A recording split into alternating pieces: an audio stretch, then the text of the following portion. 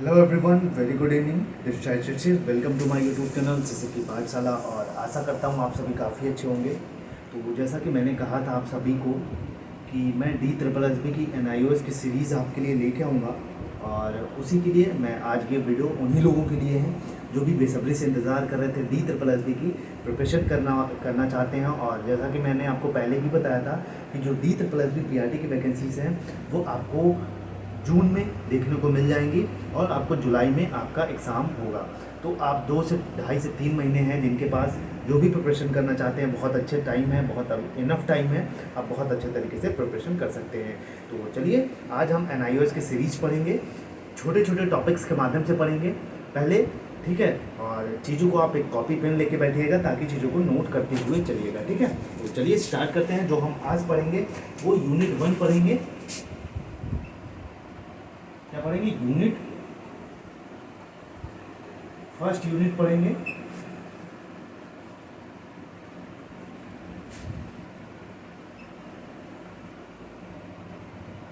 Unit first पढ़ेंगे हम, और जिसका नाम है Indian education system. Indian education system.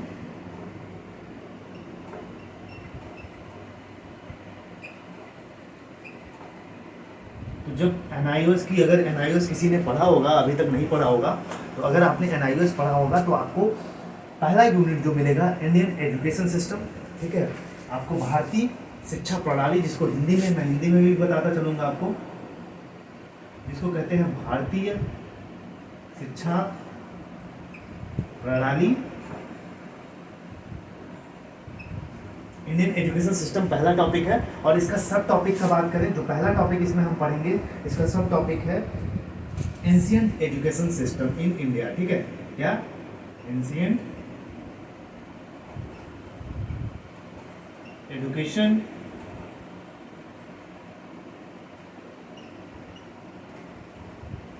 System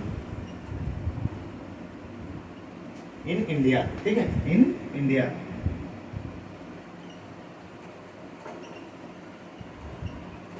तो भारत में प्राचीन शिक्षा प्रणाली कैसी थी, कैसे पढ़ते थे प्राचीन समय में, शिक्षा का विकास कैसे हुआ प्राचीन समय में, इन सब चीज़ों को हम कवर करेंगे। तो आई थिंक आपको टॉपिक पता चल गया होगा। जो आज हम टॉपिक पढ़ेंगे यूनिट 1 इंडियन एजुकेशन सिस्टम, जिसको हम कहते हैं। और इसका सब टॉपिक है इंडियन एजुकेशन सिस्टम, पहला यूनिट है, और इसका सब टॉपिक है ancient education system in India, ठीक है। भारत में प्राचीन समय में शिक्षा प्रणाली कैसी थी, आइए इसको पढ़ते हैं। तो सबसे पहले जो शिक्षा थी, ठीक है, जो एजुकेशन था, ये कैसे स्टार्ट हुआ था? तो एजुकेशन स्टार्ट विथ उपनयन संस्कार, ठीक है। किससे? उपनयन संस्कार। तो मैं आपको फैक्ट बोलता चल रहा हूँ, आप लोग लिखते चलिएगा एक कॉपी में कि जो हमारा एजुकेशन, जो हमारी शिक्षा थी, वो प्राचीन समय में कैसे स्टार्ट हुई थी। तो उपनयन संस्कार से स्टार्ट हुई थी, ठीक है। उपनयन संस्कार से, जिसको हम को एजुकेशन भी बोलते हैं। क्या? को एजुकेशन, जिसको हिंदी में सह शिक्षा भी बोलते हैं। तो आप लोग नोट कर लीजिए कि जो प्राचीन समय में थी हमारा एजुकेशन, जो प्राचीन समय में हमारी शिक्षा थी, वो किससे स्टार्ट हुई थी? वो हुई थी उपनयन संस्कार से, जिसको हम को एजुकेशन या सह शिक्षा बोलते हैं, जिसमें लड़के लड़कियां दोनों साथ पढ़ते थे। इसको हम कहते हैं को एजुकेशन, ठीक है। अब आगे चलते हैं। चैप्टर का नाम मैंने बता ही दिया और सब टॉपिक भी बता दिया। Education system in ancient time, प्राचीन समय में भारत की शिक्षा कैसी थी, इसको हम कवर करेंगे। तो दूसरा हो गया, और जो विद्वान महिलाएं होती थी, जिसको हम स्कॉलरी वुमेन बोलते थे, ठीक है। स्कॉलरी वुमेन मतलब जो विद्वान महिलाएं थी प्राचीन समय में, जिनके पास नॉलेज था, उनको कई नाम दिए गए थे। तो वो क्या क्या नाम थे, आइए इसको देखते हैं। तो स्कॉलरी वुमेन को बोला जाता था गार्गी बोला जाता था। वहीं बात करें तो अत्रेय, तारा, कौशल्या, वहीं बात करें तो द्रौपदी बोला जाता था। ठीक है, इसको लिख लीजिए आप लोग कि एंशियंट प्राचीन समय में जो स्कॉलरी वोमेन होती थी, जो विद्वान महिलाएं होती थी, उनको कुछ नाम दिए गए थे जिनको क्या बोला जाता था, गार्गी बोला जाता था, ऐत्रेयी बोला जाता था, तारा बोला जाता था, कौशल्या बोला जाता था और द्रौपदी नाम से बोला जाता था। तो ये प्राचीन समय में जो स्कॉलर्स वोमेन थी उनको ये नाम दिए गए थे। वहीं आगे बात करूं तो जो शिक्षा थी हमारी लोअर एजुकेशन और अपर एजुकेशन में डिवाइडेड थी। तो लोअर एजुकेशन सिस्टम को किससे कहते थे, लोअर एजुकेशन सिस्टम मतलब ये होती थी निम्न शिक्षा स्तर होता था। निम्न शिक्षा स्तर किनको कहते थे भाई, जिनके पास क्या होता था, एवरीडे की, ठीक है, एवरीडे की एक्टिविटी जो करते थे तथा सामाजिक संपर्क।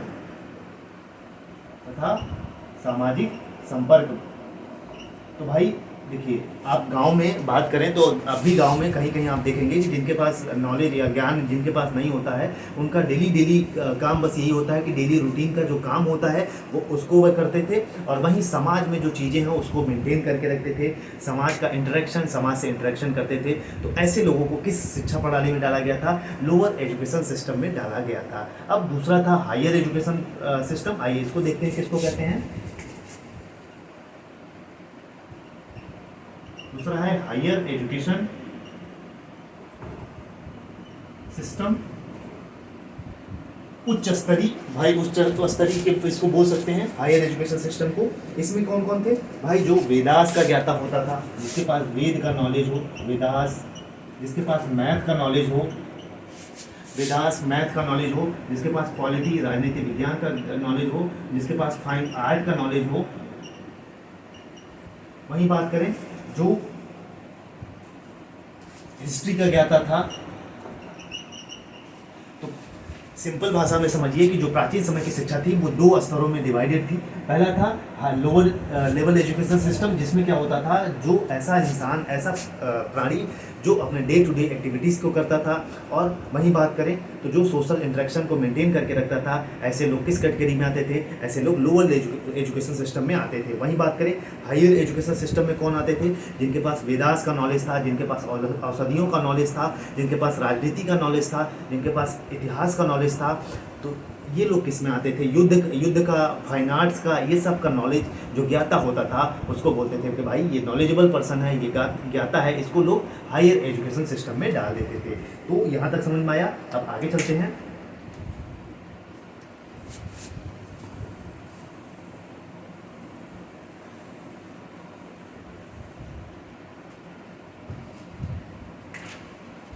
अब भाई स्टडी को 4 स्टेजेस में डिवाइड किया गया था।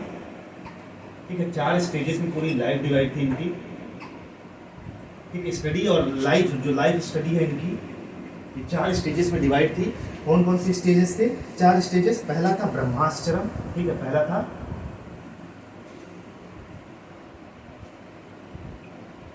ब्रह्मा, पहले को बोले थे ब्रह्माश्रम। ठीक है, ब्रह्माश्रम बोलते थे। ये कौन लोग होते थे भाई, ब्रह्मचर्य का जो पालन करते थे उनको हम बोलते थे ब्रह्माश्रम। ठीक है, जो क्या रखते थे, जिनके पास जो ब्रह्मचर्य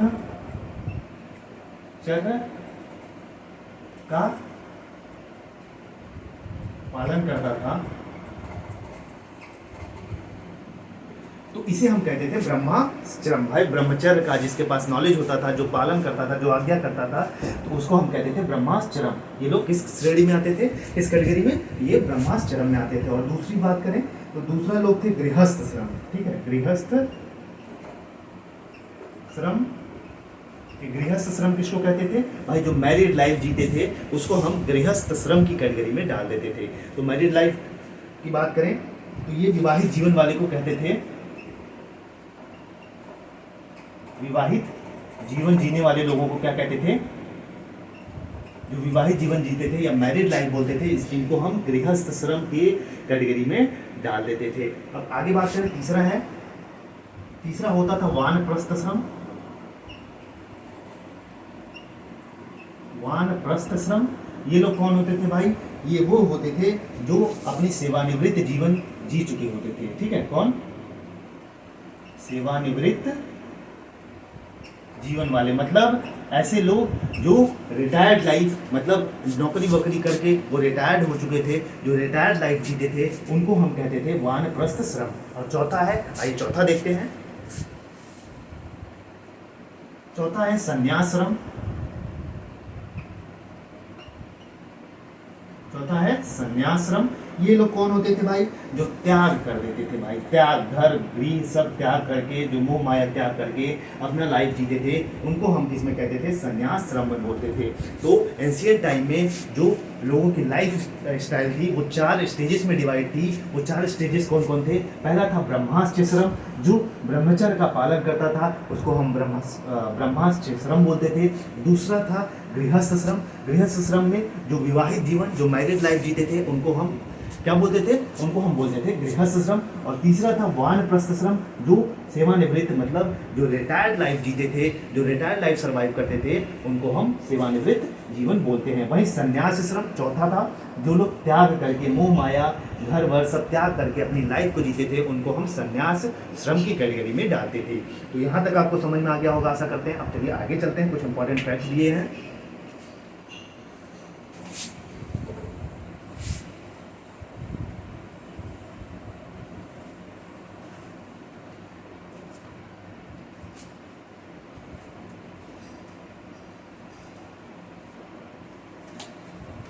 और एंशिएंट टाइम में एक इम्पॉर्टेंट फैक्ट और है भाई, कि जो सब क्या होते थे, आप फ्री होते थे। फ्री होते थे क्या? अपना सब्जेक्ट, ठीक है, अपना विषय चयन करने के लिए अपना विषय चयन कर सकते थे आप फ्रीली। वहीं अपने गुरु को, ठीक है, अपने गुरु को आप फ्रीली सेलेक्ट कर सकते थे। ठीक है, तो एंशिएंट टाइम में क्या था? प्राचीन समय में ये सुविधा, ये फैसिलिटीज अवेलेबल थी कि आप अपने विषय का चयन, आप जो भी पढ़ना चाहते हैं वो फ्रीली कर सकते हैं। और बात करें तो अपने गुरु का चयन फ्रीली कर सकते थे एंशिएंट टाइम में। ये समझ में आ गया? अब दूसरा कॉन्सेप्ट आज हम पढ़ेंगे। ठीक है, दूसरा कॉन्सेप्ट हमारा होगा, क्योंकि इसको मैं रफ कर देता हूँ।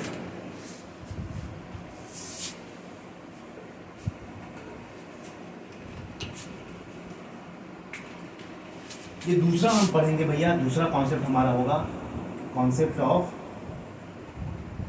गुरु। ठीक है, तो गुरु का कॉन्सेप्ट, प्राचीन समय में जो गुरु होते थे, गुरु का कॉन्सेप्ट के बारे में पढ़ेंगे कि एंशिएंट टाइम में जो कॉन्सेप्ट था गुरु का, ये प्राचीन समय में गुरु की अवधारणा क्या थी, गुरु के कॉन्सेप्ट क्या होते थे, उसको हम अच्छे से समझेंगे। तो आइए देखते हैं गुरु का क्या कॉन्सेप्ट था प्राचीन समय में, एंशिएंट टाइम में। तो एंशिएंट टाइम में कौन सी प्रणाली थी भैया? गुरुकुल सिस्टम प्रणाली थी। ठीक है, कौन सी? गुरुकुल सिस्टम था। ठीक है, गुरुकुल सिस्टम था प्राचीन समय में, जिसमें क्या होता था? फ्री में, ठीक है, फ्री में रहना, फ्री में हॉस्टल वगैरह, हॉस्टल, बोर्डिंग,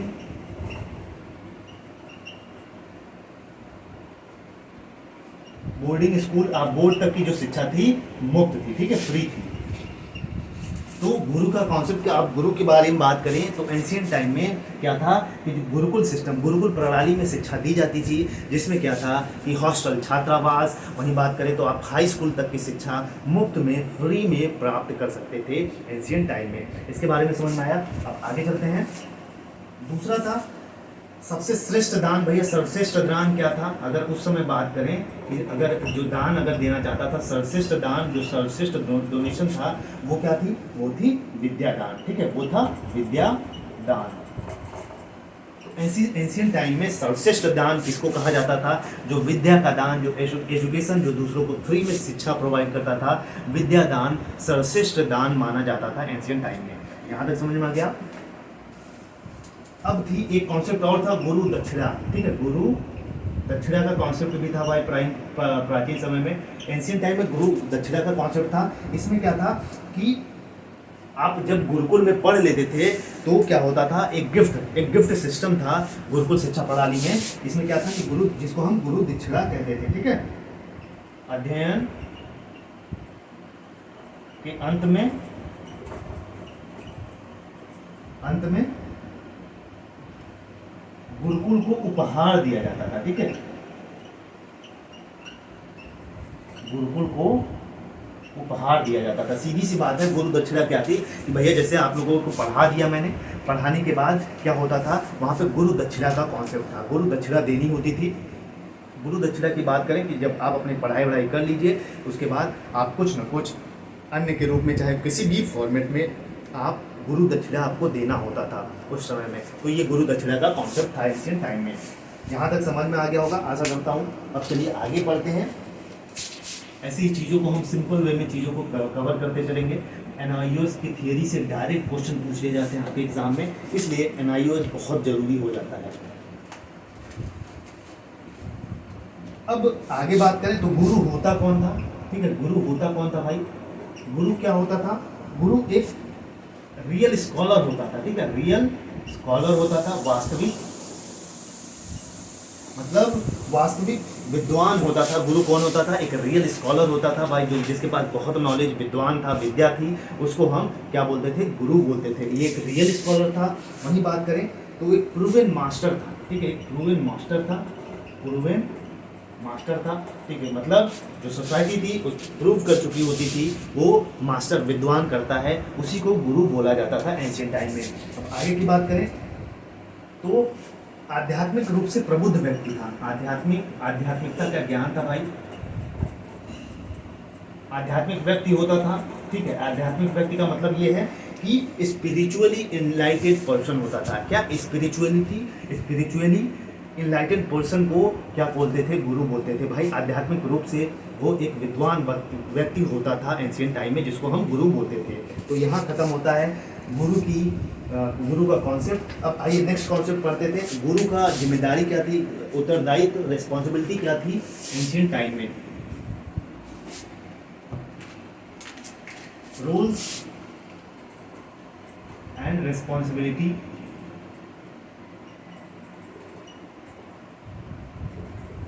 ऑफ गुरु। तो गुरु का उत्तरदायित्व और जिम्मेदारी क्या क्या थी, इसको आइए कवर करते हैं। तो बिल्कुल भाई, गुरु क्या होता था, पहले एक जिम्मेदारी थी, इनको टीचर थे, ये शिक्षा देना, सबसे पहली तो शिक्षा देना, ठीक है, टीचर थे।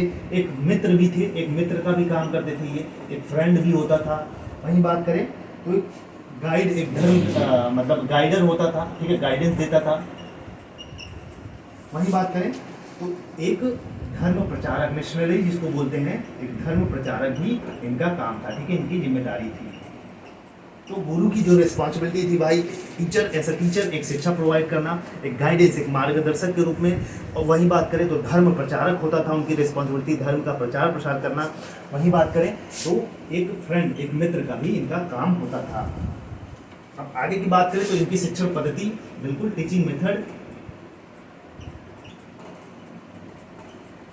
शिक्षण पद्धति की बात करें तो पहले प्राचीन समय में जो शिक्षा एजुकेशन सिस्टम कैसे दी जाती थी, टीचिंग मेथड क्या था, तो ओरली दी जाती थी, ठीक है, ओरल इंटरेक्शन, आपस में बातचीत करके ओरली प्राचीन समय में क्या दी जाती थी, शिक्षा दी जाती थी, ठीक है। तो जो शिक्षण पद्धति थी, जो टीचिंग मेथड था, वो ओरल इंटरेक्शन के थ्रू होता था, इसके ओरल इंटरेक्शन के थ्रू होता था, ठीक। ओरल इंटरेक्शन का मतलब है मौखिक रूप से बातचीत करके, वाद विवाद करके, डिबेट करके जो एजुकेशन था वो प्रोवाइड किया जाता था एंशिएंट टाइम में। यहाँ तक समझ में आ गया। अब आगे चलते हैं। तो जो शिक्षा थी वो कैसे दी जाती थी भाई, थ्रू लेक्चर्स दिए जाते थे। वहीं बात करें तो प्रवचन दिए जाते थे। वहीं बात करें तो वाद विवाद, डिबेट्स होते थे, ठीक है, वाद विवाद जिसको कहते हैं डिबेट होता था।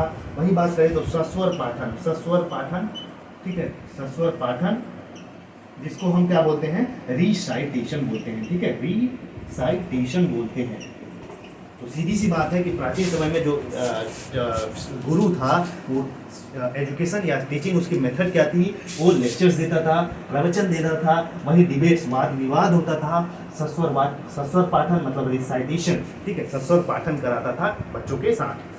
अब यहाँ तक हो गया, आगे चलते हैं, ठीक है भैया। ये था कि प्राचीन समय में कोई, एक मिनट,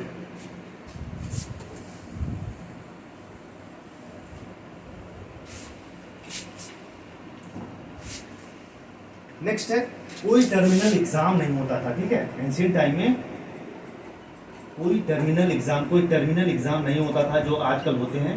ठीक है, कोई टर्मिनल एग्जाम नहीं होता था। ठीक है, इतना बस याद रखिए, कोई टर्मिनल एग्जाम नहीं होता था एंशियंट टाइम में, कोई भी टर्मिनल एग्जाम नहीं होता था, कोई डिग्री विग्री कुछ भी नहीं मिलती थी। ठीक है, बस ये था कि कैसा बच्चों को अगर बात करें तो कोई टर्मिनल एग्जाम नहीं होता था, तो असेसमेंट उस समय कैसे करते थे, आपके दिमाग में ये भी आ रहा होगा कि असेसमेंट कैसे करते थे। तो बिल्कुल भाई, कंटिन्यूअस एंड कॉम्प्रिहेंसिव, ये जो आप कॉन्सेप्ट पढ़ते हो, कंटिन्यूअस एंड कॉम्प्रिहेंसिव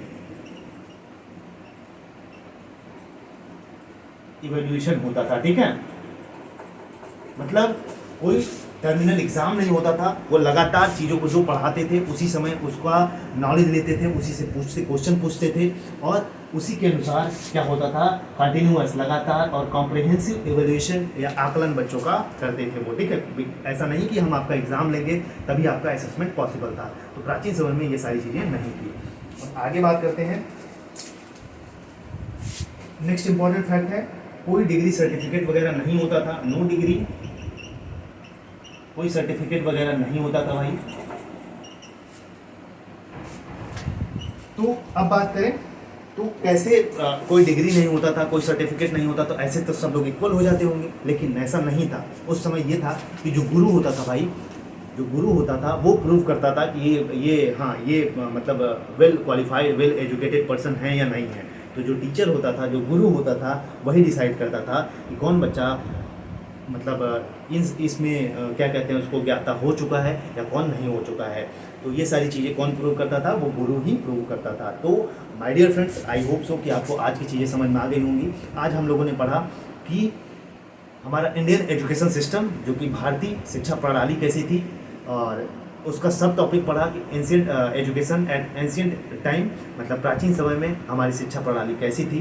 वहीं बात करें कॉन्सेप्ट ऑफ गुरु, गुरु के कॉन्सेप्ट क्या थे प्राचीन समय में। वहीं बात करें हम लोगों ने नेक्स्ट पढ़ा कि जो रोल्स और रिस्पॉन्सिबिलिटी जो गुरु होता था, उसके जिम्मेदारी, उसके उत्तरदायित्व तो क्या होते थे। तो ऐसे ही छोटे छोटे कॉन्सेप्ट के जरिए से हम पूरी NOEOS की सीरीज कंप्लीट करेंगे, और आशा करता हूँ आपको वीडियो अच्छा भी लगा होगा। और वीडियो अच्छा लगा हो तो प्लीज़ लाइक शेयर सब्सक्राइब जरूर कर लीजिएगा अगर आप चैनल पर नए हैं, ताकि वीडियो थोड़ा सा मोटिवेशन की बहुत ज़रूरत होती है। तो बाकी आई होप सो कि आपकी चीज़ें समझ में भी आ रही होंगी कि जो मैंने पढ़ाया है। ठीक है, तो ऐसे ही डेली वीडियोस मिलेंगे आपको 20 मिनट 30 मिनट के शुरू में, और इसके बाद कॉन्सेप्चुअल क्लासेस भी हम साथ में पढ़ते चलेंगे। यहाँ से आप देखेंगे तो अगर प्रीवियस ईयर के पेपर्स उठाएंगे, आपसे डायरेक्ट क्वेश्चन पूछ लिए गए हैं, अगर आप PYQ सॉल्व करते होंगे तो आपको ज़रूर क्वेश्चन मिलेंगे यहाँ से। तो चलिए, ऑल द बेस्ट, जय हिंद जय भारत।